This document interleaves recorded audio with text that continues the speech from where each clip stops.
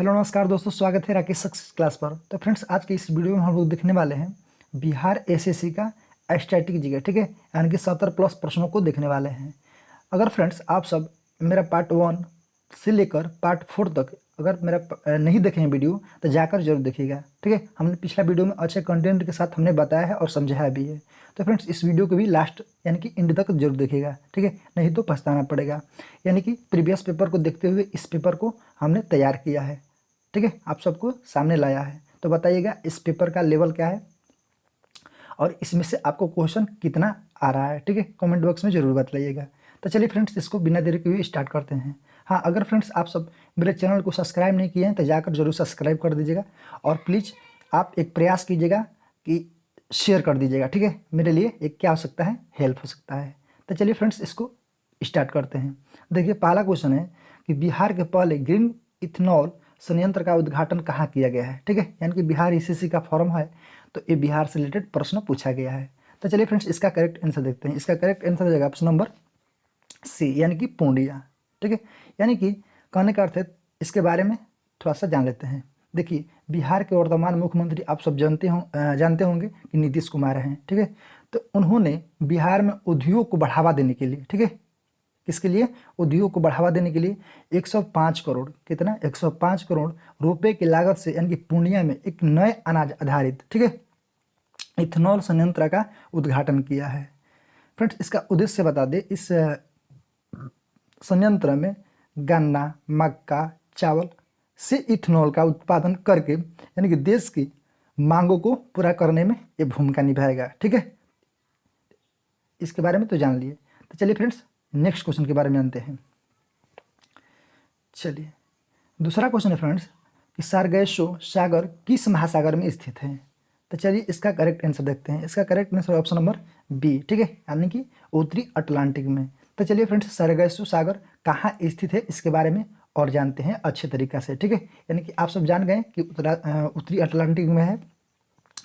चलिए इसके बारे में थोड़ा सा जान लेते हैं। देखिए, उत्तरी अटलांटिक महासागर में 20 डिग्री से लेकर 40 डिग्री उत्तरी अक्षांश, ठीक है, तथा 35 डिग्री से 75 डिग्री पश्चिमी देशांतरों के मध्य यानी कि चारों ओर प्रवाहित होने वाली जलधाराओं के मध्य स्थित यानी कि शांत और स्थिर जल के क्षेत्र को सार्गेसो सागर कहते हैं, ठीक है।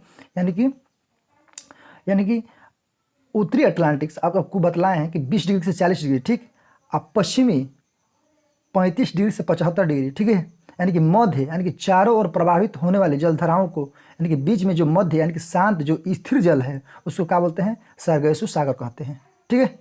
इसको जान लीजिए। देखिए, एक बार और पूछता है फ्रेंड्स कि सार्गेसो सागर जो है इसका कोई समुद्र तट रेखा नहीं है, ठीक है, पूछता है तो इसको नोट करते चलिएगा। सार्गेसो सागर का कोई समुद्री तट रेखा नहीं है। चलिए अगला क्वेश्चन देखते हैं। आपका 3 नंबर क्वेश्चन है फ्रेंड्स कि हाल ही में कौन सी अदालत यानी कि देश की पहली पेपरलेस अदालत बन गया है। ये करंट अफेयर्स है फ्रेंड्स, ठीक है, इसको याद रखिएगा, ये बहुत बार पूछा जाता है, ठीक है, तो आगे भी पूछा जा सकता है। तो तीसरा का आंसर हो जाएगा फ्रेंड्स केरल उच्च न्यायालय, ठीक है, यानी कि केरल उच्च न्यायालय में यानी कि पेपरलेस, ठीक है, यानी कि पेपर द्वारा नहीं, पेपरलेस अदालत बन गया है केरल उच्च न्यायालय, ठीक है। तो चलिए इसके बारे में थोड़ा सा जान लेते हैं। देखिए, केरल उच्च न्यायालय कहें तो एर्नाकुलम, ठीक है, एर्नाकुलम में स्थित है। कहाँ पर, केरल उच्च न्यायालय एर्नाकुलम में स्थित है, इसको नोट करते चलिएगा, ठीक है। इसके अधिकार क्षेत्र में कहे तो फ्रेंड्स केरल तथा लक्षद्वीप आदि आते हैं, ठीक है, यानी कि लक्षद्वीप, केरल और लक्षद्वीप आते हैं। इसकी स्थापना की बात करें तो फ्रेंड्स 1900 कब हुआ था, 1956 में हुआ था। कब हुआ था, 1956 में की गई थी, ठीक है। एक मिनट और फ्रेंड्स, आपसे विविध से प्रश्न बन जाता है। विविध अगर आप सब पढ़े होंगे लुसेंट में तो पूछता है कि आना चंडी, ठीक है, आना चांडी जो है केरल की उच्च न्यायालय की प्रथम महिला न्यायाधीश बनी थी। कब,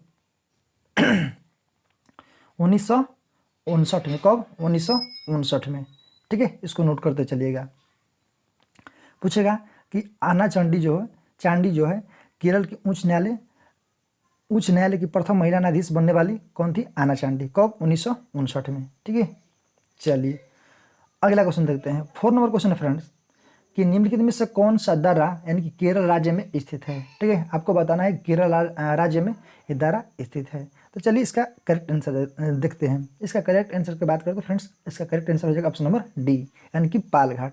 तो चलिए इसके बारे में जान लेते हैं। थाल घाट, भोर घाट और सीनकोट किसको कहते हैं और क्या होता है। ठीक है, देखिए पहले पाल घाट। पाल घाट के बारे में जानते हैं। देखिए यह जो है फ्रेंड्स यह केरल को तमिलनाडु से जोड़ता है। इसको नोट करते चलिएगा। पाल घाट जो है, पाल घाट यह केरल को तमिलनाडु से जोड़ता है। ठीक है, यानी कि कहने का अर्थ है कोच्चि, केरल में कोच्चि है ना, कोच्चि को चेन्नई से जुड़ता है। ठीक है, पाल घाट। ठीक, ये तो हो गया। अब चलिए चलते हैं थाल घाट। थाल घाट यह नासिक को मुंबई से जोड़ता है। ठीक है, यह नासिक को मुंबई से जोड़ता है, इसको याद रखिएगा। अब चलते हैं भोर घाट, ऑप्शन नंबर सी। भोर घाट जो है फ्रेंड्स ये मुंबई से पुणे से जोड़ता है। ठीक है, यानी कि मुंबई को पुणे से जोड़ता है। थाल घाट आप सबको बतलाए हैं नासिक से मुंबई, ये मुंबई से पुणे जोड़ता है। ठीक है, अब चलिए चलते हैं ऑप्शन नंबर ए यानी कि सेनकोट। सेनकोट क्या होता है? देखिए यह एक नागरकोइल, ठीक है, यानी कि नागरकोइल और कार्डियम, कार्डियम का पहाड़ी सुने होंगे, इसमें क्या होता है इलायची ज़्यादा होता है। ठीक है, यह शायद कर्नाटक के क्षेत्र में ना, कर्नाटक के क्षेत्र में ये मिलता है इलायची। तो देखिए यह नागरकोइल, ठीक है, और कार्डियम की पहाड़ियों के बीच स्थित क्या है सेनकोट। ठीक है, जो तिरुवनंतपुरम और मदुरई को जोड़ता है। याद रखिएगा सेनकोट किसको जोड़ता है? तिरुवनंतपुरम और मदुरई को जोड़ता है। तो फ्रेंड्स इतना बात आप सबको आना चाहिए। ठीक है, तो चलिए अगला क्वेश्चन चलते हैं। फ्रेंड्स आप सब हमेशा बोलते हैं कि आप सब परेशान मत होइएगा, ये वीडियो का जो लेंथ है वो लंबा हो सकता है, तो इसको फुल वॉचिंग कीजिएगा। ठीक है, कोई भी चीज़ को पाने के लिए फ्रेंड्स आपको समय तो देना ही पड़ेगा। ठीक है, तो आप सब प्लीज करके फुल वॉचिंग कीजिएगा। चलिए 5 नंबर क्वेश्चन है फ्रेंड्स। निम्न में से किस राज्य में अभ्रक का सर्वाधिक भंडार है? ठीक है, किस राज्य में अभ्रक का सर्वाधिक भंडार है? तो फ्रेंड्स इसका करेक्ट आंसर की बात करें तो इसका करेक्ट आंसर हो जाएगा ऑप्शन नंबर डी यानी कि आंध्र प्रदेश। ठीक है, आंध्र प्रदेश में कहें तो फ्रेंड्स कितना परसेंट? 67% यानी कि 67% आपका अभ्रक वहाँ पर मिलता है। इसके बाद कहें तो फ्रेंड्स ऑप्शन के वाइज तो बिहार हो जाएगा, बिहार में 22%। ठीक है, बिहार में 22%। राजस्थान की बात करें तो फ्रेंड्स राजस्थान में 8%, कितना? 8%। झारखंड में बात करें तो बहुत कम मात्रा में यानी कि लगभग 3%।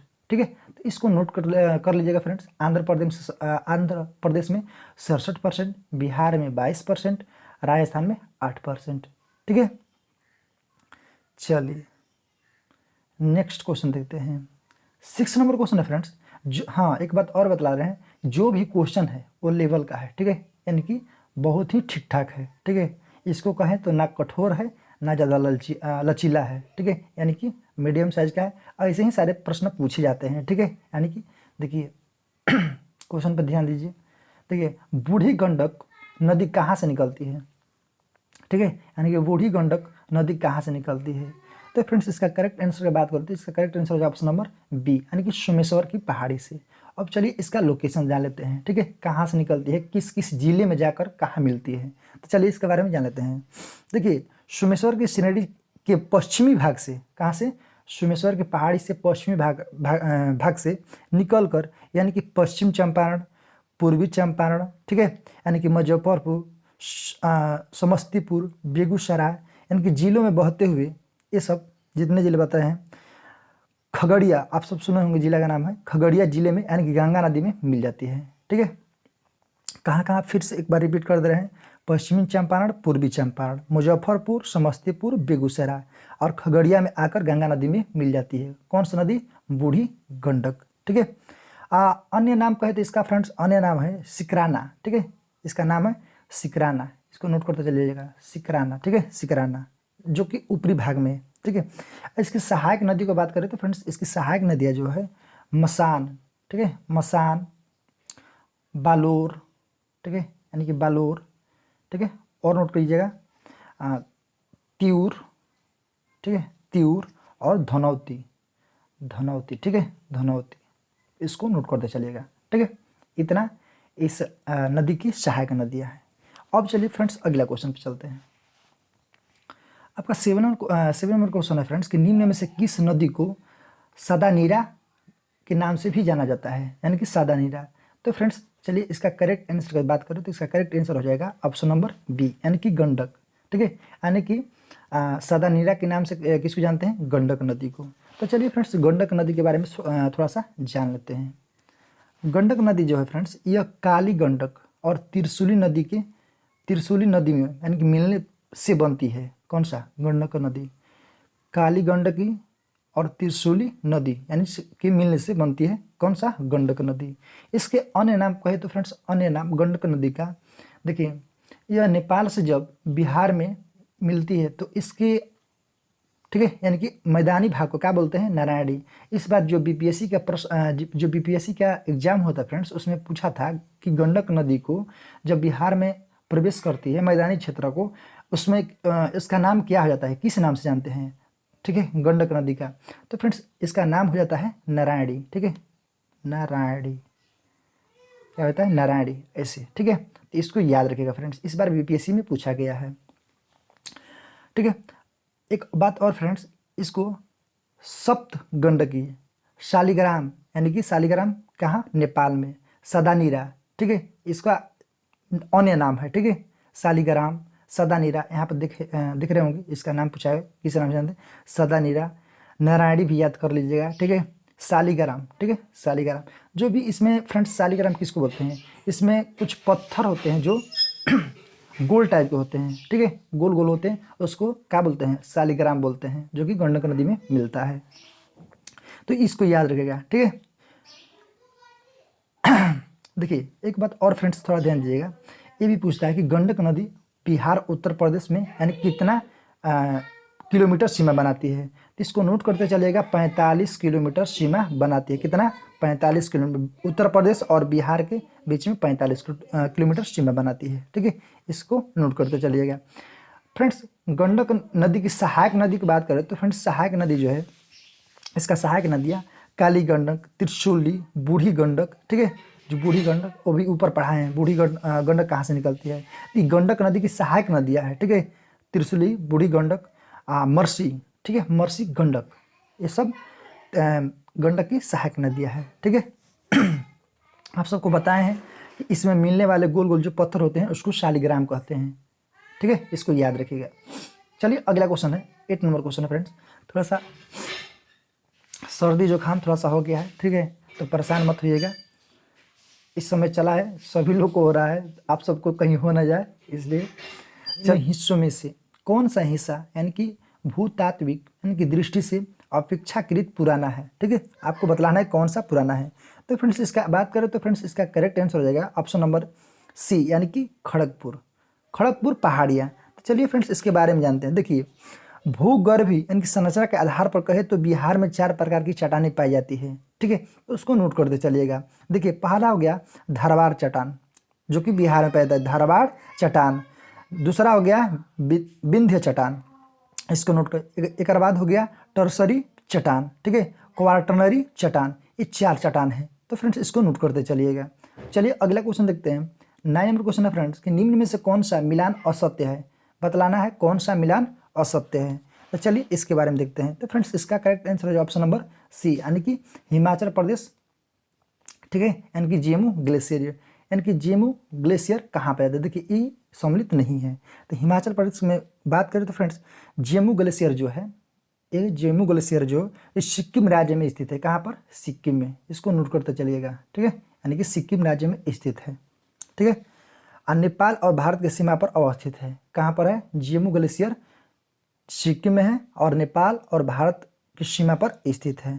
ठीक है, और बात करें फ्रेंड्स हिमाचल प्रदेश में बात करें तो ये सियाचिन ग्लेशियर के आप लोग नाम सुने होंगे, जो कि हिमालय यानी कि काराकोरम क्षेत्र के सबसे बड़ा हिमनद है, जो सियाचिन ग्लेशियर है। यह भारत का सबसे लंबा ग्लेशियर है। पूछता है कि सियाचिन जो है यह क्या है, भारत का सबसे लंबा ग्लेशियर है। ठीक है, इसको नोट करते चलिएगा। चलिए अगला क्वेश्चन देखते हैं। 10 नंबर क्वेश्चन है। 10वां क्वेश्चन है फ्रेंड्स कि चाय का सर्वाधिक उत्पादन किस राज्य में होता है। पूछा कि चाय का सर्वाधिक उत्पादन किस राज्य में होता है। तो फ्रेंड्स चाय का उत्पादन आप सब जानते होंगे, ऑप्शन नंबर सी इसका करेक्ट आंसर हो जाएगा, असम। ठीक है, यानी कि इसका करेक्ट असम हो जाएगा। तो फ्रेंड्स चाय का सर्वाधिक उत्पादन यानी कि असम राज्य में होता है। इससे और महत्वपूर्ण प्रश्न बन जाता है कि कर्नाटक राज्य में, कर्नाटक में फ्रेंड्स कॉफ़ी का सर्वाधिक उत्पादन होता है। ठीक है, चाय कहे तो असम, कॉफ़ी कहे तो कर्नाटक, इसको याद रखिएगा। ठीक है, अब पश्चिम बंगाल कहे तो फ्रेंड्स यहाँ पर जूट का सर्वाधिक उत्पादन होता है। किसका? जूट का। ठीक है, आप सब केरल कहें तो फ्रेंड्स यहाँ पर मसाला अधिक मात्रा में मिलता है केरल में। ठीक है, यानी कि वास्को डी गामा आया था कहाँ पर? कालीकट केरल, यानी कि मसाला के लिए। तो यहाँ पर फेमस है मसाला केरल में, इसको याद रखिएगा। अगला क्वेश्चन देखते हैं फ्रेंड्स, 11 नंबर क्वेश्चन है कि बजट 2022-23 में जल जीवन मिशन के लिए कुल कितनी राशि आवंटित की गई है। ठीक है, तो फ्रेंड्स इसका करेक्ट आंसर की बात करो तो इसका करेक्ट आंसर हो जाएगा ऑप्शन नंबर बी, यानी कि 60,000 करोड़। ठीक है, इसको याद रखिएगा। अगला क्वेश्चन है 12 नंबर कि जनगणना 2011 के अनुसार बिहार के किस जिले में सर्वाधिक जनसंख्या वृद्धि दर्ज की गई है। ठीक है, यानी कि 2011 के अनुसार पूछा गया है बिहार के किस जिला में सर्वाधिक जनसंख्या वृद्धि दर दर्ज की गई है। तो वो है आपका फ्रेंड्स ऑप्शन नंबर बी, यानी कि मधेपुरा। ठीक है, तो फ्रेंड्स इसके बारे में कहें तो बिहार में सर्वाधिक जनसंख्या यानी कि वृद्धि दर वाला यानी कि मधेपुरा है, जहाँ जनसंख्या वृद्धि कितना हुआ है इसको नोट करते चलिएगा, 31.12%। कितना? 31.12%। और दूसरे और तीसरे की बात करते हैं फ्रेंड्स किशनगंज और अररिया। ठीक है, किशनगंज और अररिया ये पहला हो गया। ठीक है, 2011 में जनसंख्या वृद्धि यानी कि पहला नंबर पाया जाएगा मधेपुरा, और दूसरा तीसरा कहे तो फ्रेंड्स किशनगंज और अररिया। कितना? देखिए किशनगंज में कितना? 30.40% किशनगंज। अररिया में कहे तो फ्रेंड्स, अररिया में कहे तो 30.25%। इसको नोट करते चलिएगा। ठीक है, चलिए अगला क्वेश्चन देखते हैं। 13 नंबर क्वेश्चन है फ्रेंड्स कि गोगाविल पश्चिम विहार, ठीक है, बिहार के किस जिला में स्थित है। गोगाविल पश्चिम विहार बिहार के किस जिले में स्थित है। तो फ्रेंड्स इसका करेक्ट आंसर की बात करूँ तो इसका करेक्ट आंसर हो जाएगा ऑप्शन नंबर ए, यानी कि कटिहार। कटिहार में फ्रेंड्स क्या है? गोगाविल पश्चिम विहार, इसको याद कर लीजिएगा, नोट कर लीजिएगा। ठीक है, तो चलिए फ्रेंड्स बिहार में वन्य जीव अभ्यारण्य कौन कौन सा है एक लाइन में आपको हम बता रहे हैं। ठीक है, तो चलिए इसको नोट करते चलिएगा, इसको रिपीट नहीं करेंगे। ठीक है, क्योंकि वीडियो का लेंथ जो ज़्यादा लंबा हो सकता है। तो चलिए इसके लिए क्षमा चाहेंगे। तो देखिए इसको नोट करते चलिएगा। वाल्मीकि टाइगर रिजर्व पूछेगा तो पश्चिम चंपारण, उदयपुर वन्य जीव अभ्यारण्य पूछेगा तो पश्चिमी चंपारण। ठीक है, यानी कि वाल्मीकि उदयपुर पश्चिमी चंपारण। कुशेश्वर स्थान पक्षी अभ्यारण्य दरभंगा, गौतम बुद्ध वन्य जीव अभ्यारण्य गया, नागी बांध पक्षी अभ्यारण्य जमुई, नकटी बांध पक्षी अभ्यारण्य जमुई। ठीक है, यानी कि नागी या नकटी कहाँ है? जमुई। भीमा बांध यानी कि वन्य जीव अभ्यारण्य मुंगेर, विक्रमशिला गंगे डॉल्फिन असरयाड़ी यानी कि भागलपुर, पंत वन्य जीव अभ्यारण्य राजगीर नालंदा, बरेली छील यानी कि पक्षी विहार यानी कि वैशाली, कैमूर वन्य जीव प्राणी असराणी यानी कि ये है आपका कैमूर और रोहतास में। ठीक है, यानी कि एक लाइन में कहे तो कैमूर और वन्य जीव अभ्यारण्य कहाँ? कैमूर और रोहतास में, इसको नोट करते चलिएगा। ठीक है, 14 नंबर क्वेश्चन देखते हैं फ्रेंड्स। 14 नंबर क्वेश्चन है कि भारत के किस जलप्रपात को लोकप्रिय यानी कि रूप से यानी कि नियाग्रा जलप्रपात के तौर पर जाना जाता है। भारत के किस जलप्रपात को लोकप्रिय रूप में यानी कि नियाग्रा जलप्रपात के रूप में तौर पर जाना जाता है। तो फ्रेंड्स इसका करेक्ट आंसर की बात करें तो इसका आंसर हो जाएगा ऑप्शन नंबर ए, यानी कि चित्रकूट जलप्रपात। तो चलिए फ्रेंड्स इसका थोड़ा सा जान लेते हैं। चित्रकूट जलप्रपात जो है फ्रेंड्स यह छत्तीसगढ़ राज्य में यानी कि बस्तर जिले में इंद्रावती नदी पर अवस्थित है। ठीक है, तो फ्रेंड्स इंद्रावती नदी जो है कहें तो छत्तीसगढ़ में स्थित है। तो याद रखिएगा चित्रकूट जलप्रपात जो है छत्तीसगढ़ राज्य में कौन सा जिला? बस्तर जिला। किस नदी? इंद्रावती नदी। ठीक है, इसी को यानी कि भारत का नियाग्रा यानी कि जलप्रपात के रूप में जाना जाता है। ठीक है, नेक्स्ट बात करें तो फ्रेंड्स सबसे पूछेगा सबसे ऊंचा जलप्रपात, तो रजत प्रपात यानी कि मचमंडी। ठीक है, यानी कि पचमंडी रजत प्रताप पचमंडी का सबसे बड़ा जलप्रपात यानी कि यह जो है भारत का तीसरा सबसे ऊंचा जलप्रपात है, ठीक है, यानी कि तीसरा ऊंचा जलप्रपात कौन? रजत जलप्रपात, ठीक है, इसको नोट करते चलिएगा। अब इसको बात करें बरकाना जलप्रपात। बरकाना जलप्रपात जो है फ्रेंड्स एक कर्नाटक राज्य में यानी कि सीता नदी के तट पर स्थित है। बरकाना जलप्रपात जो है ये है कहाँ पर? कर्नाटक राज्य में सीता नदी के किनारे, इसको नोट करते चलिएगा। और अब है कवती जलप्रपात, ठीक है, कवती जलप्रपात जो है एमपी में है। कहाँ पर? एमपी में है, इसको नोट करते चलेगा, ठीक है। आप कहे तो महाना नदी, ठीक है, यानी कि किसी नदी की सहायक नदी होगी, यानी कि महाना नदी के तट पर कवती जलप्रपात है, जो तमसा नदी के एक उपनदी है, ठीक है, आप सबको बतलाए हैं पहले ही, तो इसको नोट करते चलेगा। तमसा नदी के एक उपनदी है, कौन सा? महाना नदी, जो कि उसी नदी के तट पर का है? कवती जलप्रपात है। तो फ्रेंड्स इतने आप सबको बतलाए, ठीक है। तो चलिए फ्रेंड्स इसको अगला क्वेश्चन देखते हैं। आपका 15 नंबर क्वेश्चन है फ्रेंड्स कि मगध राज्य की आरंभिक राजधानी कहाँ थी, ठीक है, मगध राज्य की आरंभिक राजधानी कहाँ थी? तो ये था आपका गिरिब्रज, ठीक है, गिरिब्रज। तो चलिए फ्रेंड्स इसके बारे में एक लाइन जान लेते हैं। देखिए महाजनपद जो है मगध की राजधानी यानी कि गिरिब्रज यानी कि गिरि राजगिरी थी, ठीक है। कालांतर में फ्रेंड्स कहे तो मगध की राजधानी पाटलिपुत्र में स्थापित हुई थी, ठीक है। मगध साम्राज्य का वास्तविक संस्थापक कहे तो फ्रेंड्स बिंबिसार को कहा जाता है। मगध साम्राज्य का वास्तविक संस्थापक की बात करें तो फ्रेंड्स बिंबिसार को कहा जाता है। और मगध का सर्वप्रथम उल्लेख यानी कि अथर्ववेद में मिलता है। फ्रेंड्स इतना आप सबको याद कर रहना होगा, ठीक है, कुछ भी पूछा जा सकता है आपसे। 16 नंबर क्वेश्चन है फ्रेंड्स कि कौटिल्य ने अर्थशास्त्र में किस भूमि के लिए अद्विमात्रिक शब्द का प्रयोग किया है, ठीक है। तो वो है फ्रेंड्स आपका बिना वर्षा के भी अच्छी खेत वाली भूमि, ठीक है, यानी कि ऑप्शन नंबर सी आपका सही हो जाएगा, यानी कि बिना वर्षा के लिए के भी अच्छी खेत वाली भूमि, ठीक है। कौटिल्य ने यानी कि अर्थशास्त्र में इसके यानी कि इस भूमि को कहा है, ठीक है। तो फ्रेंड्स इसको याद रखिएगा। चलिए अगला क्वेश्चन देखते हैं फ्रेंड्स, 17 नंबर क्वेश्चन देखते हैं कि ऑस्ट्रेलियन ओपन, ठीक है, यानी कि 2022 के संबंध में निम्नलिखित में से कौन सा कथन सही है, ठीक है, यानी कि ऑस्ट्रेलिया ओपन 2022 के करंट अफेयर्स का कथन। तो इसका करेक्ट आंसर हो जाएगा ऑप्शन नंबर सी, यानी कि 1 और 2, ठीक है। तो फ्रेंड्स पुरुष एकल खिताब यानी कि राफेल नाडाल ने जीता है। राफेल नाडाल यह 21वां खिताब जीता है। तो फ्रेंड्स ये दोनों का है सही है, ये वाला है गलत है, ठीक है, ये वाला गलत है। तो चलिए फ्रेंड्स अगला क्वेश्चन देखते हैं। 18 नंबर क्वेश्चन है फ्रेंड्स कि ऐतिहासिक स्थल विजयनगर का वर्तमान नाम क्या है, ठीक है, ऐतिहासिक स्थल विजयनगर का वर्तमान नाम क्या है। तो फ्रेंड्स इसका करेक्ट आंसर की बात करो तो इसका करेक्ट आंसर हो जाएगा ऑप्शन नंबर सी, यानी कि हम्पी, ठीक है। तो फ्रेंड्स आपको बतला दूं कि विजयनगर का वर्तमान नाम क्या हो गया? हम्पी। विजयनगर साम्राज्य का कहें तो फ्रेंड्स कब इस साम्राज्य बना था? तो इसको फ्रेंड्स थोड़ा ध्यान दीजिएगा, 1336 से लेकर 1646 तक, ठीक है। इसके राजाओं की बात करो तो फ्रेंड्स यहाँ पर राजाओं यानी कि 310 वर्षों तक राज किया था। यहाँ के राजा यानी कि विजयनगर साम्राज्य पर 310 वर्ष तक राज्य किया। विजयनगर कहें तो वास्तविक में फ्रेंड्स एक कर्नाटक का साम्राज्य है। कहाँ पर? कर्नाटक का साम्राज्य है, ठीक है। अब फ्रेंड्स ये भी पूछता है कि विजयनगर का स्थापना किसने किया था? 2 भाइयों ने किया था फ्रेंड्स, हरिहर और बुक्का, ठीक है, यानी कि हरिहर और बुक्का राय नामक 2 भाइयों ने इसका स्थापना किया था, ठीक है। अब फ्रेंड्स इसके बारे में और थोड़ा जान लेते हैं। हम्पी विजयनगर जो है साम्राज्य की राजधानी कहाँ थी, ठीक है, यानी कि हम्पी जो है विजयनगर साम्राज्य की राजधानी थी, यानी कि विजयनगर साम्राज्य की राजधानी कहाँ थी? हम्पी थी। इसको नोट करते चलेगा, यह कर्नाटक में स्थित एक शहर है, ठीक है, यानी कि हम्पी जो है एक शहर है, ठीक है।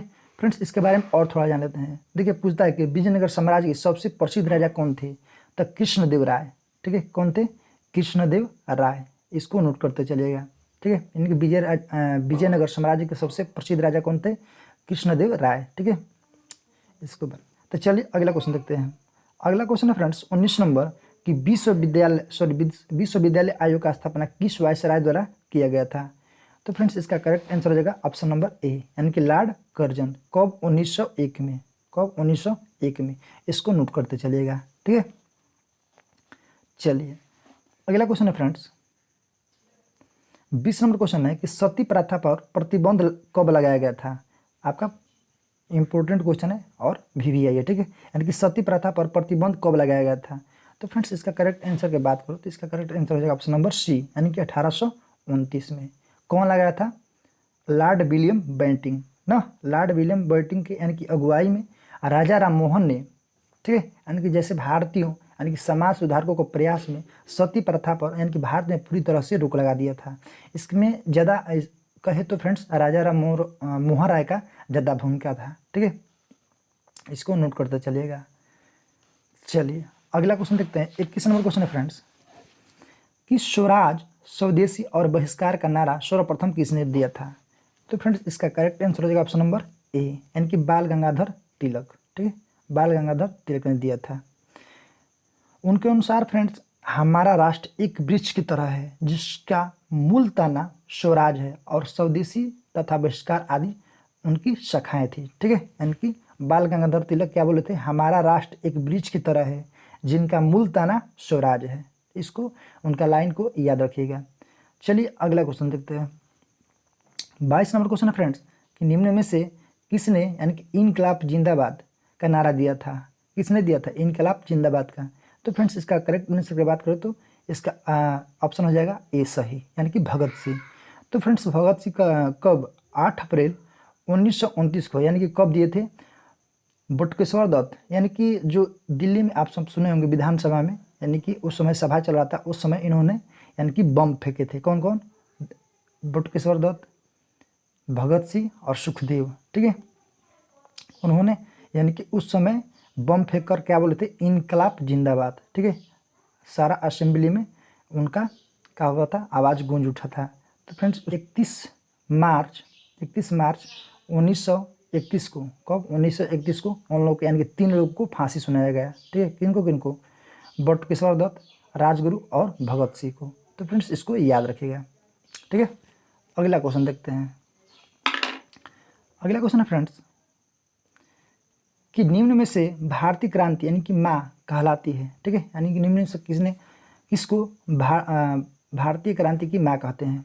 तो फ्रेंड्स इसका करेक्ट आंसर की बात करो तो इसका करेक्ट आंसर हो जाएगा ऑप्शन नंबर डी, यानी कि भिखाजी रुस्तम कामा। इनका नाम शॉर्ट नाम कहे तो मैडम कामा, ठीक है।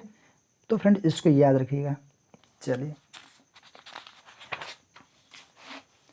अगला क्वेश्चन है फ्रेंड्स 24 नंबर कि बंगाल की खाड़ी में समुद्री डकैती हेतु यानी कि हुगली का उपयोग कौन करता था, ठीक है। तो चलिए फ्रेंड्स इसका करेक्ट आंसर है ऑप्शन नंबर सी, यानी कि पुर्तगाली, ठीक है। तो फ्रेंड्स इसके बारे में थोड़ा सा जान लेते हैं। पुर्तगालियों द्वारा बंगाल की खाड़ी में चोरी के लिए यानी कि आधार के रूप में हुगली का उपयोग किया गया था। हुगली जो है फ्रेंड्स पश्चिम बंगाल में यानी कि आर्थिक रूप से कहे तो विकसित जिलों में से एक है, ठीक है। हुगली उद्योग और कृषि दोनों में यानी कि अच्छी स्थिति थी, ठीक है। 16वीं और 17वीं शताब्दी के दौरान कहे तो फ्रेंड्स हुगली को बसाने वाले फ्रेंड्स पुर्तगाली और पुर्तगाली व्यापारियों द्वारा नियंत्रित किया गया था, ठीक है। यानी कि पुर्तगाली जो है इनकी व्यापारी सीमा यानी कि शुल्क देने से बचने के लिए यानी कि वहाँ पर शुल्क लगता था, ठीक है। यानी कि उससे बचने के लिए फ्रेंड्स बंगाल की खाड़ी से यानी कि हुगली की ओर रवाना होते थे और इस क्षेत्र में समुद्री डकैती करते थे। तो फ्रेंड्स ये सब आपको आना चाहिए, ठीक है। तो चलिए अगला देखते हैं। 25 नंबर क्वेश्चन है फ्रेंड्स कि अमृतसर की संधि 1809 में किनके बीच हुआ था। तो फ्रेंड्स इसको याद रखिएगा, ऑप्शन नंबर बी आपका सही हो जाएगा, यानी कि रणजीत सिंह और चार्ल्स मेटकॉफ। तो फ्रेंड्स अमृतसर की संधि कब हुआ था? 1809 में। किनके बीच? तो रणजीत सिंह और चार्ल्स मेटकॉफ के बीच में, ठीक है। इसको नोट करते चलिएगा, ठीक है। तो फ्रेंड्स ईस्ट इंडिया कंपनी के यानी कि बीच में हुआ था, ठीक है। उस समय के लॉर्ड यानी कि मिंटो तथा भारत का प्रथम गवर्नर जनरल था, ठीक है। यानी कि भारत का प्रथम गवर्नर जनरल लॉर्ड मिंटो, ठीक है। चलिए अगला क्वेश्चन देखते हैं। 26 नंबर फ्रेंड्स 26 नंबर क्या है फ्रेंड्स कि मिलान करें, ठीक है। मिलान करना है यानी कि हैदराबाद के संस्थापक कौन है? बंगाल का, अवध का, मराठा का। तो फ्रेंड्स इसका बात करें तो ऑप्शन नंबर आपका सही हो जाएगा डी, ठीक है। यानी कि ए का 2 हो जाएगा यानी हैदराबाद, मोहम्मद कुल कुतुब शाह, ठीक है।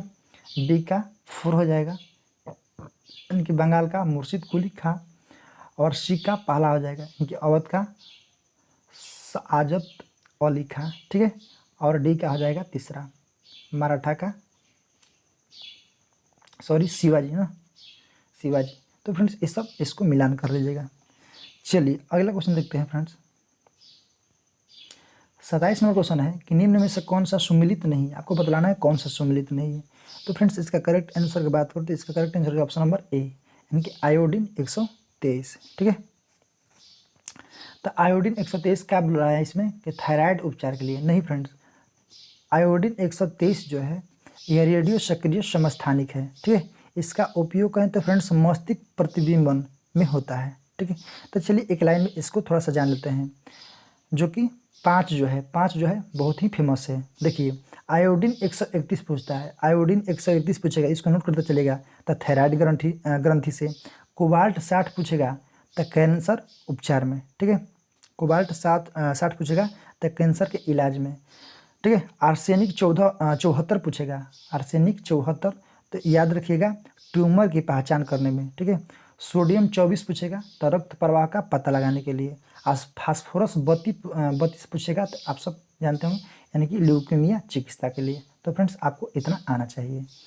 28 नंबर क्वेश्चन है फ्रेंड्स कि मक्का का सर्वाधिक उत्पादन देश है, ठीक है। तो फ्रेंड्स इसका करेक्ट आंसर हो जाएगा ऑप्शन नंबर ए, यानी कि संयुक्त राज्य अमेरिका, ठीक है, संयुक्त राज्य अमेरिका। चलिए अगला क्वेश्चन देखते हैं। तो फ्रेंड्स मक्का में पहला नंबर पर कौन, संयुक्त राज्य अमेरिका, और इसके बाद आएगा चीन और ब्राज़ील, ठीक है, चीन और ब्राज़ील, ये दूसरा तीसरा नंबर पर आ जाएगा। चलिए अगला क्वेश्चन देखते हैं। 29 नंबर कि जलवायु परिवर्तन प्रदर्शन सूचकांक यानी कि 2022 में भारत का स्थान रैंक क्या है। तो फ्रेंड्स इसका करेक्ट आंसर हो जाएगा ऑप्शन नंबर सी, यानी कि 10वां, कितना 10वां, इसको याद रखिएगा।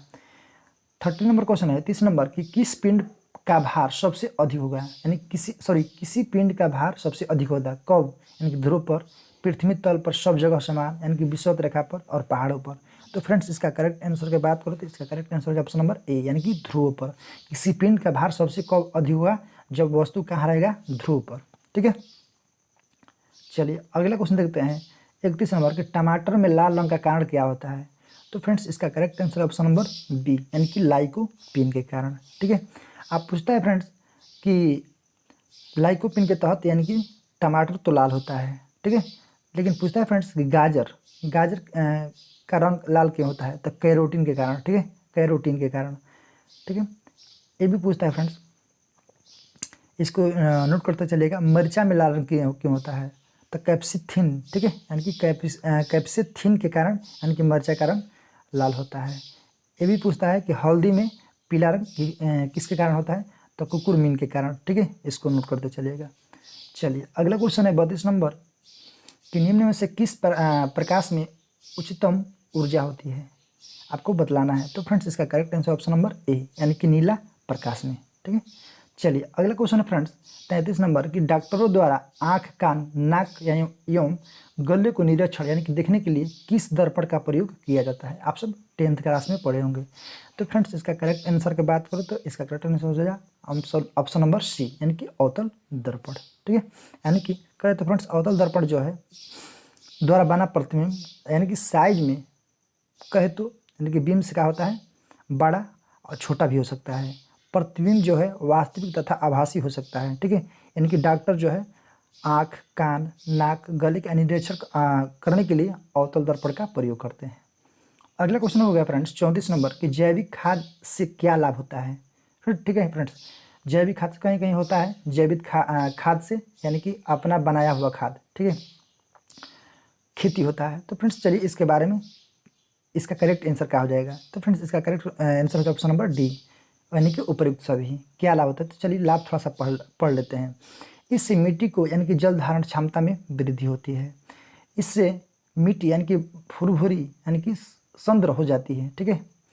इससे मित्र यानी कि जीवाणु की संख्या में वृद्धि होती है, यानी कि जो केंचुए होते हैं उनके यानी कि केंचुओं के इनके में वृद्धि होता है, यानी कि जो जीवाणु धान गेहूँ का उपज करते हैं उसमें क्या होता है, जीवाणु में वृद्धि होता है। तो फ्रेंड्स जैविक खेती करने से कहीं ना कहीं लाभ तो बहुत ज़्यादा है। आज जो हम लोग करते हैं खेती की, यूरिया इतना बिक दिए उसमें डाई इतना, आप बहुत सारे दवाइयाँ उस पर छिड़काव कर देते हैं, जो कि मिट्टी की उर्वरक शक्ति जो है फ्रेंड्स वो क्या होती है, घट जाती है। ठीक है, तो दिन प्रतिदिन अगर ऐसे होते रहा तो कहीं ना कहीं एक दिन ऐसा आएगा कि ज़मीन क्या हो जाएगा, बंजर हो जाएगा। कितना भी खाद मारो, कितना भी दवाई दो, ये क्या हो जाएगा, ज़मीन पर उपज नहीं हो सकता है। ठीक है, कभी एक दिन ऐसा आएगा। तो फ्रेंड्स कहीं ना कहीं हम लोग को भी सोचना चाहिए कि जैविक खाद जो अपने से बनाए हुए खाद है उसको यूज करें। ठीक है, तो लोग कहाँ करते हैं, सोचते हैं कि क्यों करें हम मेहनत, जब सरकार खाद दवा दे रही है। तो सब लोग को सोचना चाहिए फ्रेंड्स। आप सबको, आप तो समझिए गए होंगे क्या कहना चाहते हैं हम साहब। ठीक है, यानी कि 35 नंबर क्वेश्चन है फ्रेंड्स।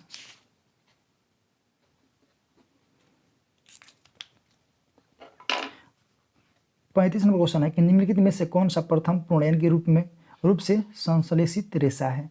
तो फ्रेंड्स इसका करेक्ट आंसर हो जाएगा आपका ऑप्शन नंबर ए, नायलॉन। ठीक है, नायलॉन जो है एक मानव निर्मित रेशा है। ठीक है, इसको याद रखिएगा।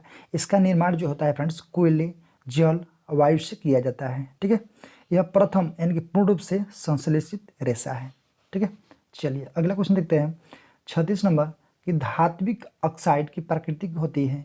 तो फ्रेंड्स इसका करेक्ट आंसर है ऑप्शन नंबर ए, यानी कि क्षारीय। कैसा होता है, क्षारीय। धात्विक ऑक्साइड की आकृति जो होती है क्षारीय होती है। ठीक है, जबकि अधात्विक ऑक्साइड यानी कि अम्लीय प्राकृतिक होती है। पूछेगा धात्विक ऑक्साइड का किस उसका आकृति कैसे होता है, क्षारीय। अधात्विक पूछेगा तो फ्रेंड्स उसका होता है अम्लीय प्रकृति का। ठीक है, जल पूछेगा तो उदासीन प्रकृति का होता है, जल जो है उदासीन। तो फ्रेंड्स ये सब याद रखिएगा। अगला क्वेश्चन है फ्रेंड्स 37 नंबर कि भारी जल का रासायनिक फार्मूला क्या होता है। तो आप सबको जानते हैं, यानी कि D2O। ठीक है, यानी कि हाइड्रोजन के समस्थानिक ड्यूटेरियम ऑक्सीजन के संयोग से प्राप्त जल यानी कि भारी जल कहते हैं। ठीक है, इसका सूत्र आप सबको बतला है D2O। ठीक है, D2O जो होता है फ्रेंड्स रंगहीन होता है, गंधहीन होता है, स्वादहीन होता है। ठीक है, इसका उपयोग कहें तो फ्रेंड्स भारी जल के यानी कि परमाणु ऊर्जा संयंत्रों में यानी कि मंदक और शीतलक में दोनों में किया जाता है। अगला क्वेश्चन है 38 नंबर कि सिरका निम्न में से किस अम्ल का जलीय घोल है। तो फ्रेंड्स इसका करेक्ट आंसर है ऑप्शन नंबर ए, यानी कि एसिटिक अम्ल का। किसका, एसिटिक अम्ल का। एसिटिक अम्ल का फ्रेंड्स फार्मूला का है तो इसका सूत्र हो जाएगा CH3COOH। ठीक है, इसको नोट करते चलिएगा।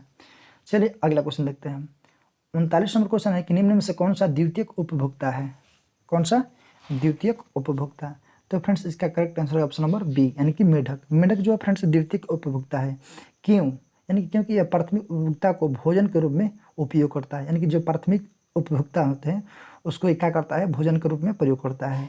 जबकि घास उत्पादन यानी कि टिड्डा प्राथमिक उपभोक्ता यानी कि सरीसृप तृतीय, यानी कि सर्प जो होता है, सांप जो होता है, यह तृतीय उपभोक्ता है। ठीक है, जो इन लोगों को खा जाता है, मेढक लोग को। 40 नंबर क्वेश्चन है फ्रेंड्स कि प्रोजेक्ट टाइगर की शुरुआत कब की गई थी। तो फ्रेंड्स आप सब जानते होंगे इसका कब, 1973 में। प्रोजेक्ट टाइगर की शुरुआत 7 अप्रैल 1973 को हुआ था। इसके अंतर्गत जो है फ्रेंड्स आरंभ में 9 बाघ अभ्यारण्य बनाए गए थे। ठीक है, यानी कि इसके तहत 9 बाघ अभ्यारण्य बनाए गए थे। आज इनकी बात करें तो फ्रेंड्स बढ़कर 53 हो गया है। ठीक है, यानी कि आखिर भारतीय बाघ रिपोर्ट के अनुसार 2018 के अनुसार भारत में बाघों की संख्या 2967 हो गया है। इसको नोट करते चलिएगा। ठीक है, यानी कि 2018 के अनुसार बतला रहे हैं। ठीक है, तो चलिए अगला क्वेश्चन चलते हैं। 41 नंबर क्वेश्चन है फ्रेंड्स कि विकासवाद का सिद्धांत किसने प्रतिपादित किया था। तो फ्रेंड्स इसका correct answer option number B, यानी कि डार्विन ने। ठीक है, यानी कि डार्विन ने यानी कि विकासवाद सिद्धांत का प्रतिपादन किया था। ठीक है, तो फ्रेंड्स इसका एक बुक है द ओरिजिन ऑफ स्पेसीज, जो कि 1859 में आया था। चार्ल्स डार्विन का बुक है, इसको याद रखिएगा। चलिए 42 नंबर क्वेश्चन देखते हैं फ्रेंड्स। 42 नंबर क्वेश्चन क्या है, अस्थि एवं दांत के निर्माण हेतु निम्न में से किसकी आवश्यकता होती है। तो फ्रेंड्स इसका करेक्ट आंसर हो जाएगा ऑप्शन नंबर बी, यानी कैल्शियम और फास्फोरस। ठीक है, तो कैल्शियम जो फास्फोरस है फ्रेंड्स अस्थि एवं दांत के निर्माण में सहायक होता है। ठीक है, इनकी कमी से अगर कहे तो अस्थि एवं दांत यानी संबंधी बीमारी हो जाता है, जैसे पैरिया हो जाना, दांत में खून आना, ये सब हो जाता है। दांतों और हड्डियों की बात करें तो फ्रेंड्स इसके निर्माण में फास्फोरस 80% होता है, आज जो कि कैल्शियम के साथ मिलकर कैल्शियम फास्फेट बनाता है। ठीक है, तो इसको नोट करते चलिएगा। अब फ्रेंड्स कहें तो कैल्शियम फास्फेट जो है हड्डी और दांतों के निर्माण में इनकी महत्वपूर्ण उपयोगी होता है। ठीक है, फास्फोरस जो है शरीर की प्रत्येक कोशिकाओं को उपस्थित रहता है। ठीक है, यानी प्रत्येक कोशिकाओं में उपस्थित रहता है। कौन सा? फास्फोरस, जो कोशिकाओं के केंद्र में यानी कि रहकर यह किसके यानी कि इनकी विभाजन में सहायक होता है। यह है आपका करेक्ट आंसर। चलिए अगला क्वेश्चन है 43 नंबर कि निम्न यानी कि अंगों में से पित्त यानी कि का संचय किसमें होता है? पित्त का संचय। तो फ्रेंड्स इसका करेक्ट आंसर हो ऑप्शन नंबर डी यानी कि पित्ताशय में। ठीक है, इसको नोट कर लीजिएगा। अंगों में से यानी कि पित्त का संचय किसमें होता है? तो पित्ताशय में। ठीक है, पित्त का श्रवण कहे तो फ्रेंड्स यह यकृत द्वारा होता है। इसके द्वारा यकृत द्वारा, किंतु इसके संचय का कार्य जो होता है पित्ताशय करता है। इनके अलावा जो है फ्रेंड्स यह यकृत से आय पित्त से यानी कि जल सुख कर इनका अत्यधिक सांद्रण भी करता है। कौन? पित्ताशय। चलिए अगला क्वेश्चन है 44 नंबर कि किस विटामिन कमी से अस्कर्वी रोग होता है? तो फ्रेंड्स आप सबको पता ना चाहिए विटामिन सी। ठीक है, ऑप्शन नंबर ए सही हो जाएगा। अस्कर्वी रोग जो है फ्रेंड्स विटामिन सी की कमी से होती है। इनको स्कारबिक यानी कि अम्ल के नाम से भी जानते हैं। ठीक है, विटामिन सी का मुख्य स्रोत का है तो फ्रेंड्स आपको विटामिन सी का कमी हो जाएगा तो क्या खाना चाहिए? आंवला, नींबू के फल यानी कि टमाटर सब्जियां खाना चाहिए। ठीक है, हड्डियों की रोग कहे तो फ्रेंड्स ऑस्टियो मलेशिया, ठीक है, या और ऑस्टियोपोरोसिस यानी कि विटामिन डी की कमी से होता है। चलिए अगला क्वेश्चन है फ्रेंड्स 45 नंबर के निम्न में से कौन सा पादप हार्मोन है? ठीक है, तो फ्रेंड्स आपका डी करेक्ट आंसर हो जाएगा, यानी कि एब्सिक अम्ल, ऑक्सिन और इथिलीन ये सब पादप हार्मोन है। ठीक है, चलिए अगला क्वेश्चन देखते हैं 46 number question friends. 46 number question है कि प्लाज्मा झिल्ली किसकी बनी होती है? तो फ्रेंड्स इसका करेक्ट आंसर ए और बी यानी कि लिपिड और प्रोटीन का। प्लाज्मा झिल्ली किसकी बनी होती है? लिपिड और प्रोटीन का। अगला क्वेश्चन है 47 नंबर कि निम्न में से कौन सी कोशिका का बिजली घर है? ठीक है, यानी कोशिका का बिजली घर है। तो फ्रेंड्स इसका करेक्ट आंसर हो जाएगा ऑप्शन नंबर डी यानी कि माइटोकॉन्ड्रिया। माइटोकॉन्ड्रिया की तो बात करें तो फ्रेंड्स कोशिका का बिजली घर है। ठीक है, यह एटीपी के रूप में ऊर्जा प्रदान करता है, पूछता है। ठीक है, इसको नोट करते चलेगा। इसमें दोहरी झिल्ली होती है। चलिए अगला क्वेश्चन है 48 नंबर कि मांसपेशियों को अस्थियों से जोड़ता है। मांसपेशी को अस्थियों से जोड़ता है, क्या जोड़ता है? टेंडन। ठीक है, टेंडन मांसपेशी को अस्थि से, अस्थि से अस्थि कहेगा तो लिगामेंट हो जाएगा। ठीक है, इसको नोट करते चलिएगा। अगला क्वेश्चन देखते हैं 49 नंबर कि भारतीय संविधान की उद्देशिका का विचार किस देश से लिया गया है? तो फ्रेंड्स इसका करेक्ट आंसर हो जाएगा ऑप्शन नंबर ए यानी कि संयुक्त राज्य अमेरिका से। समवर्ती सूची का है तो ऑस्ट्रेलिया से। ठीक है, कनाडा से क्या लिया गया है आप सबको कमेंट बॉक्स में बतलाना है। ठीक है, ये सब रूस से क्या लिया गया है तो आप सब कमेंट में बतलाइएगा। अगला क्वेश्चन है 50 नंबर क्वेश्चन फ्रेंड्स कि भारतीय संविधान की प्रस्तावना में कितने प्रकार की स्वतंत्रता का उल्लेख किया गया है? तो फ्रेंड्स इसका करेक्ट आंसर हो जाएगा ऑप्शन नंबर 5। ठीक है, यानी कि 5। अभिव्यक्ति, धर्म, विश्वास, उपासना की स्वतंत्रता। ठीक है, ये सब 5 हैं, इसको नोट करते चलिएगा। आप सब संविधान प्रस्तावना पढ़ेगा तो उसमें दिया हुआ है। अगला फ्रेंड्स क्वेश्चन है कि भारत में एक नया राज्य यानी कि सृजित करने वाला विधेयक संसद को पारित किया जाता है, यानी कि किस तरह? तो फ्रेंड्स इसका correct answer option number B यानी कि साधारण बहुमत द्वारा। फ्रेंड्स अगर नए राज्य का सृजना यानी करने के लिए यानी कि विधेयक संसद यानी पारित करता है साधारण बहुमत द्वारा। ठीक है, अगला क्वेश्चन है 52 नंबर कि भारत के मुख्य चुनाव आयुक्त को नियुक्त कौन करता है? तो फ्रेंड्स इसका करेक्ट आंसर हो जाएगा ऑप्शन नंबर ए यानी कि राष्ट्रपति। राष्ट्रपति जो है फ्रेंड्स अनुच्छेद 324 के 2 के तहत यानी कि मुख्य चुनाव आयुक्त को क्या करता है? नियुक्त करता है। ठीक है, तो इसको नोट करते चलिएगा फ्रेंड्स।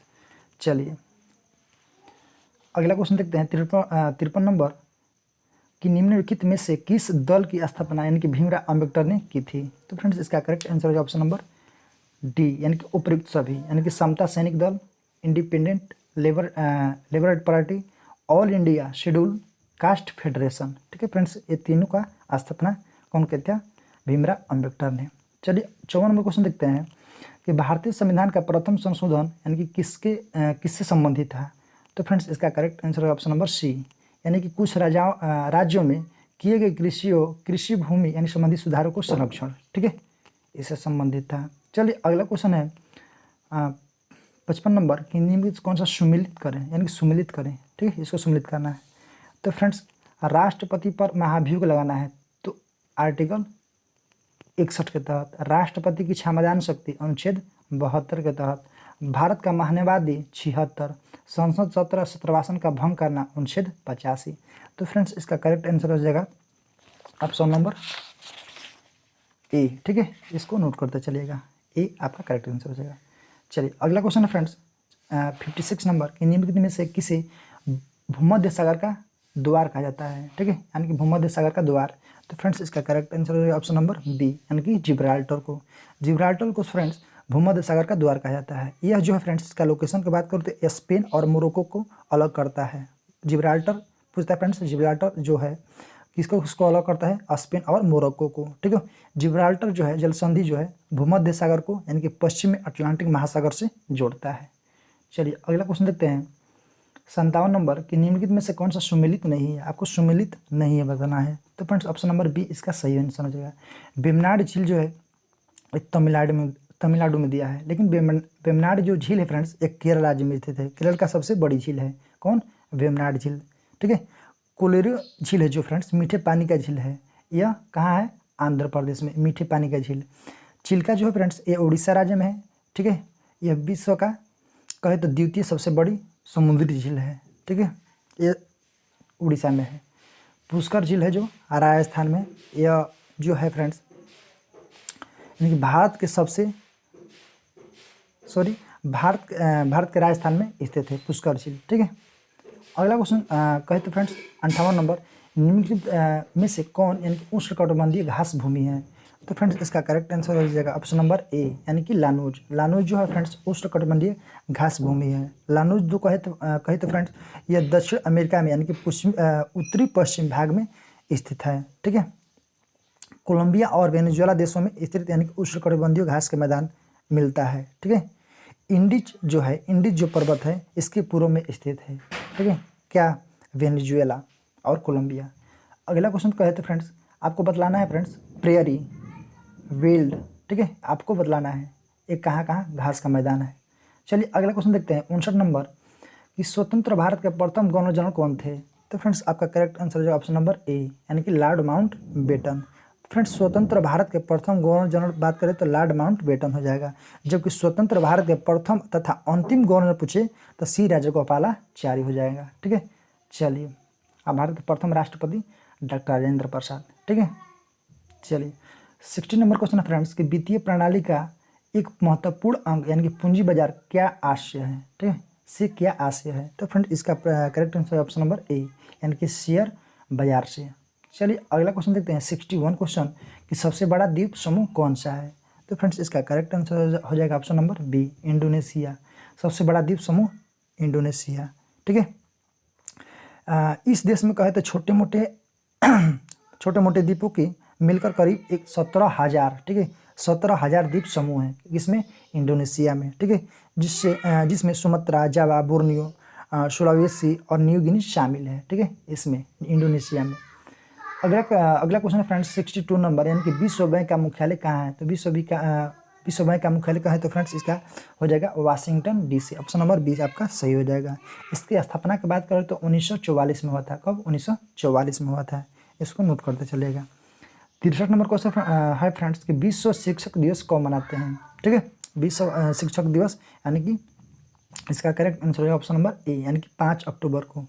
ऐसे कहे तो फ्रेंड्स 5 सितंबर को शिक्षक दिवस मनाते हैं। ठीक है, 5 सितंबर को। 14 नंबर को बाल दिवस। ठीक है, 10 दिसंबर को मानवाधिकार दिवस। 9 नवंबर को क्या मनाते हैं आप सब कमेंट बॉक्स में जरूर बताइएगा। ठीक है, चलिए अगला क्वेश्चन देखते हैं 64 नंबर कि राष्ट्रीय पर्यावरण अनुसंधान केंद्र कहाँ स्थित है। तो फ्रेंड्स इसका करेक्ट आंसर है ऑप्शन नंबर ए, यानी कि नागपुर, महाराष्ट्र। ठीक है, इसको नोट करते चलिएगा। इससे आधारित प्रश्न पूछता है फ्रेंड्स कि भारतीय वन अनुसंधान केंद्र देहरादून उत्तराखंड में स्थित है। शुष्क वन यानी कि अनुसंधान संस्था जोधपुर जिला में स्थित है। इंदिरा गांधी वानिकी अकादमी देहरादून में स्थित है।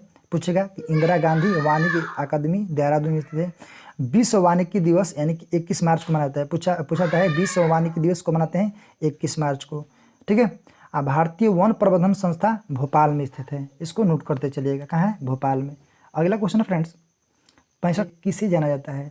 तो फ्रेंड्स इसका करेक्ट आंसर हो जाएगा ऑप्शन नंबर सी, यानी कि पुरुषोत्तम दास टंडन को। ठीक है, तो फ्रेंड्स पुरुषोत्तम दास टंडन जो है भारतीय राष्ट्रीय कांग्रेस के अध्यक्ष बने थे कब? 1950 में। ठीक है, कब? 1950 में। इसको नोट करते चलिएगा। चलिए अगला क्वेश्चन देखते हैं 66 नंबर कि भारत का नियंत्रक और माला परीक्षण निम्नलिखित में से किस समिति के यानी कि मित्र दार्शनिक और निर्देश के रूप में कार्य करता है? तो फ्रेंड्स इसका करेक्ट आंसर है ऑप्शन नंबर ए, यानी कि लोक लेखा समिति। इसमें कितना सदस्य होते हैं? 22 होते हैं। प्रकरण में 30 सदस्य होते हैं। इसमें लोकसभा से 15 और राज्यसभा से 7 होते हैं। तो फ्रेंड्स इसको याद रखिएगा। चलिए 67 नंबर क्वेश्चन है आपका हो जाएगा, यानी कि राज्य लोक सेवा आयोग का अध्यक्ष किसके द्वारा नियुक्त किया जाता है? ठीक है, यानी कि राज्य के जो बीपीएससी के अंतर्गत चुन के जाते हैं, यानी कि राज्य लोक सेवा आयोग, तो फ्रेंड्स किसके द्वारा नियुक्त होते हैं? तो फ्रेंड्स इसका करेक्ट आंसर हो जाएगा ऑप्शन नंबर बी, यानी कि राज्य के राज्यपाल द्वारा। तो फ्रेंड्स आप सब बताइएगा बिहार के राज्यपाल कौन है? ठीक है, बिहार का राज्यपाल आपको बतलाना है कमेंट में कौन है। ठीक है, चलिए अगला क्वेश्चन देखते हैं। 68 नंबर क्वेश्चन है फ्रेंड्स कि 6वीं अनुसूची में निम्नलिखित में से किन राज्यों में जनजातीय क्षेत्रीय प्रशासन एवं नियंत्रण से संबंधित प्रावधान किए गए हैं? तो फ्रेंड्स आपको बतलाना है, आपको एक ट्रिक बतला रहे हैं, ATMM। ठीक है, यानी कि असम, त्रिपुरा, मेघालय, मिजोरम। तो फ्रेंड्स असम, त्रिपुरा, मेघालय, मिजोरम किस ऑप्शन में है? तो ऑप्शन नंबर सी, यानी कि मेघालय, असम, त्रिपुरा, मिजोरम। ठीक है, तो फ्रेंड्स इसका करेक्ट आंसर है ऑप्शन नंबर सी। चलिए अगला क्वेश्चन है 69 का नंबर क्वेश्चन कि राज्यसभा के यानी कि विशेषाधिकार समिति में कितने सदस्य होते हैं? तो फ्रेंड्स इसका करेक्ट आंसर है ऑप्शन नंबर बी, यानी कि 10 होते हैं। ठीक है, चलिए 70 नंबर क्वेश्चन है फ्रेंड्स आपका लास्ट क्वेश्चन है कि निम्नलिखित में से कौन सा विषय यानी कि राज्य सूची में शामिल नहीं है? ठीक है, राज्य सूची में आपको बतलाना है कौन सा शामिल नहीं है। तो फ्रेंड्स इसका करेक्ट आंसर हो जाएगा ऑप्शन नंबर ए, यानी कि रेलवे। ठीक है, रेलवे जो है संघ सूची में, किसमें? संघ सूची में सम्मिलित है, जबकि भूमि सुधार, कृषि, सार्वजनिक व्यवस्था यानी कि स्वच्छ यानी कि राज्य सूची में ये सारे सम्मिलित है। तो फ्रेंड्स आई होप आप सबको ये चीज़ें समझ में आया होगा, अच्छे कंटेंट और आपको यानी कि हमने बताया। तो फ्रेंड्स आप सबको कैसा लगा वीडियो कमेंट बॉक्स में ज़रूर बताइएगा, अपना फीडबैक जरूर दीजिएगा। फिर मिलते हैं अगला वीडियो में, आज के लिए ही जय हिंद।